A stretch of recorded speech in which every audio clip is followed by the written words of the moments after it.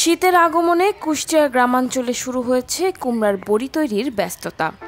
বাড়ির আঙ্গিনায় শুকাতে দেওয়া বড়ির শাড়ি এখন গ্রামীণ জীবনের পরিচিত দৃশ্য। দেশজুড়ে কুষ্টিয়ার তৈরি কুমড়ার বড়ির ব্যাপক চাহিদা রয়েছে।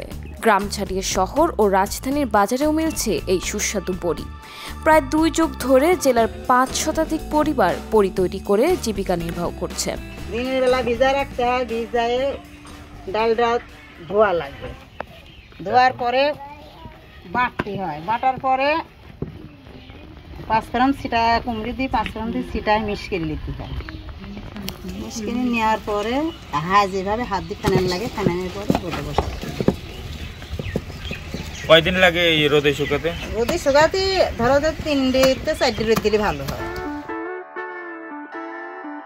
জগতী ও লাহিনীর কুমড়া বড়ি পল্লীতে শীতের সকাল মানেই বড়ি বানানোর উৎসব। তরকারি বা মাছের ঝোলে কুমড়ার বড়ি দিলে বাড়ে স্বাদ, তাই এটি শীতের রসনাবিলাস হিসেবে পরিচিত। স্থানীয় গৃহিণীরা জানান, চাল কুমড়া, মাসকলাই ও মশলা দিয়ে তৈরি হয় এই বড়ি। সূর্যের ভালো তাপ না পেলে সব পরিশ্রম বিফলে যায়। ব্যবসায়ীরাও জানান, শীতকালে প্রতিদিন কেজি প্রতি 500 থেকে 550 টাকায় বিক্রি হয় এসব বড়ি। আচ্ছা, এই যে কুমড়ো বড়ি দেওয়া হচ্ছে, এই বড়িটা কিভাবে খেতে হয়?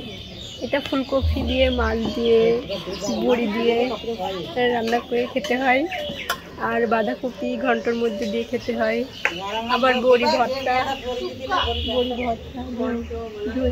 ধনিয়া পাতা দিয়ে ভর্তাও ভালো লাগে বড়ি। কৃষি কর্মকর্তারা বলছেন, চাল কুমড়ার বাণিজ্যিক চাষ বাড়ছে কুষ্টিয়ায়। এতে যেমন কৃষক লাভবান হচ্ছেন, তেমনি নারীদেরও কর্মসংস্থান হচ্ছে। কুষ্টিয়ায় কুমড়ার বড়ি এখন শুধু খাবার নয়, গ্রামীণ ঐতিহ্য ও নারীর স্বাবলম্বনের প্রতীক।